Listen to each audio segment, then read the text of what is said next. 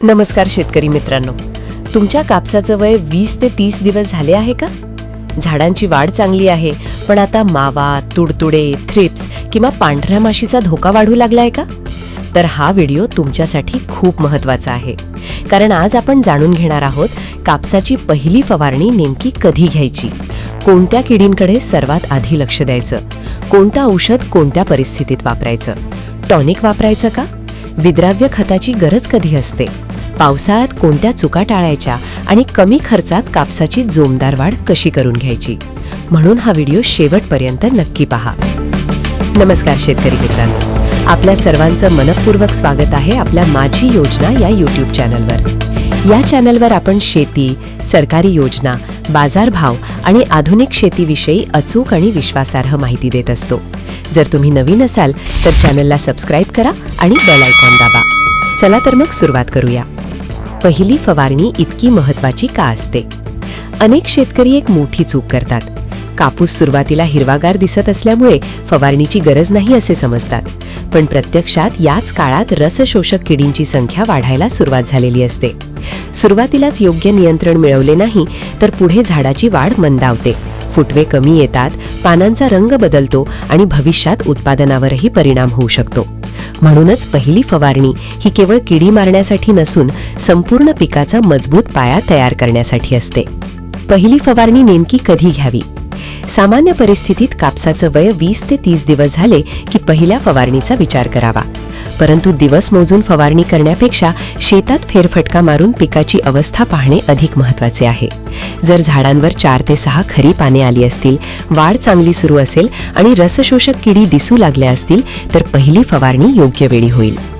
कोणत्या किडींचा सर्वाधिक धोका असतो? सुरुवातीच्या अवस्थेत 4 रसशोषक किडी सर्वाधिक नुकसान करतात. पहिली म्हणजे मावा. मावा पानांच्या मागील बाजूस राहून रस शोषतो. यामुळे पाने चिकट होतात, झाडाची वाढ कमी होते आणि पुढे बुरशीचाही प्रादुर्भाव वाढू शकतो. दुसरी महत्त्वाची कीड म्हणजे तुडतुडे. तुडतुडे पानांमधील रस शोषतात, त्यामुळे पानांच्या कडा पिवळ्या पडतात, नंतर तपकिरी होतात आणि पाने वाटीसारखी वाकू लागतात. तिसरी कीड म्हणजे थ्रिप्स. थ्रिप्समुळे कोवळी पाने चुरगळलेली दिसतात, झाडाची सुरुवातीची वाढ थांबते. चौथी कीड म्हणजे पांढरी माशी. ही कीड रस शोषण्याबरोबरच काही विषाणूजन्य रोगांचा प्रसारही करू शकते. या किडी वाढण्याची कारणे. अनेक वेळा शेतकरी विचारतात की किडी अचानक कुठून येतात. यामागे काही कारणे असतात. ढगाळ वातावरण, हवेतील जास्त आर्द्रता, पावसानंतर उन्हाचा तडाखा, शेतात जास्त नत्राचा वातार, वेळीच तण नियंत्रण न करणे आणि शेताची नियमित पाहणी न करणे. म्हणून दर 2 ते 3 दिवसांनी शेतात फेरफटका मारणे अत्यंत आवश्यक आहे. आता सर्वात महत्त्वाचा प्रश्न, पहिल्या फवारणीमध्ये कोणते औषध वापरावे? मित्रांनो, औषधाची निवड ही किडीच्या प्रादुर्भावावर अवलंबून असते. जर मावा किंवा तुडतुडे कमी प्रमाणात दिसत असतील तर इमिडाक्लोप्रिड या सक्रिय घटकाचे कीटकनाशक वापरता येते. साधारणपणे 15 लिटर पाण्यासाठी लेबलवरील शिफारशीनुसार डोस वापरावा. जर तुडतुड्याचा प्रादुर्भाव जास्त प्रमाणात दिसत असेल तर फ्लोनिकॅमिड 50 WG हा प्रभावी पर्याय मानला जातो. आणि जर मावा, तुडतुडे, थ्रिप्स व पांढरी माशी या सर्व रसशोषक किडी एकाच वेळी दिसत असतील तर निटेनपॅराम 25 WG हा सक्रिय घटक असलेले कीटकनाशक अनेक शेतकरी वापरतात. लक्षात ठेवा, एकाच फवारणीत 3 औषधे मिसळण्याची गरज नसते. शेतातील परिस्थितीनुसार योग्य एकच कीटकनाशक निवडणे अधिक योग्य ठरते. फवारणी करताना या चुका करू नका. औषधाचा डोस स्वतःहून वाढवू नका. कडक उन्हात फवारणी करू नका. पाऊस येण्याची शक्यता असेल तर फवारणी पुढे ढकला. औषध मिसळण्यापूर्वी लेबलवरील सूचना नक्की वाचा. प्रत्येक औषध प्रत्येक खतासोबत किंवा टॉनिक सोबत सुसंगत असेलच असे नाही. शक्य असल्यास आधी जार टेस्ट करा. टॉनिक वापरणे गरजेचे आहे का? हा देखील अनेक शेतकऱ्यांचा प्रश्न असतो.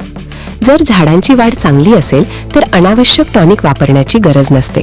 परंतु सुरुवातीला मुळांची वाढ कमी असेल, झाडे अशक्त दिसत असतील किंवा फुटवे कमी निघत असतील तर humic acid, fulvic acid, amino acid किंवा सीवीड एक्स्ट्रॅक्ट यांसारख्या घटकांवर आधारित प्लांट ग्रोथ प्रमोटरचा वापर कृषी तज्ज्ञांच्या सल्ल्याने करता येतो. जर पानांचा रंग फिक्कट होत असेल किंवा लालसरपणा दिसत असेल तर पोषण व्यवस्थापनाकडे लक्ष देणं आवश्यक आहे. अशा परिस्थितीत 11-36-24 या विद्राव्य खताची फवारणी अनेक शेतकरी करतात। मात्र कोणत्याही खताचा वापर करण्यापूर्वी जमिनीतील आणि पिकातील पोषण स्थिती लक्षात घेणं आवश्यक आहे। सध्या अनेक भागात अधूनमधून पाऊस सुरू आहे। अशा वेळी फवारणी करताना योग्य स्टिकर किंवा स्प्रेडर वापरल्यास औषध पानांवर चावे पसरते आणि टिकण्यास मदत होते। तसेच पाऊस थांबल्यानंतर पाने कोरडी झाल्यावरच फवारणी करावी। मित्रांनो, पहिली फवारणी म्हणजे फक्त औषध फवारणी नाही, ती म्हणजे संपूर्ण हंगामाची मजबूत सुरुवात असते। वेळीच शेताची पाहणी करा, किडी दिसल्याशिवाय अनावश्यक फवारणी करू नका, शिफारशीत डोसच वापरा, सुरक्षा साधने वापरूनच फवारणी करा आणि कोणतेही औषध खरेदी करताना अधिकृत कृषी सेवा केंद्रातूनच घ्या। मित्रांनो, आजच्या व्हिडिओमधील माहिती तुम्हाला उपयुक्त वाटली असेल तर या व्हिडिओला एक लाईक नक्की करा। तुमच्या इतर कापूस उत्पादक मित्रांपर्यंत हा व्हिडिओ शेअर करा, जेणेकरून त्यांनाही पहिल्या फवारणीबाबत योग्य माहिती मिळेल। अशाच शेतीविषयक सरकारी योजना आणि बाजारभावाच्या विश्वासार्ह माहितीसाठी आपल्या माझी योजना YouTube चॅनलला सबस्क्राईब करायला विसरू नका। धन्यवाद।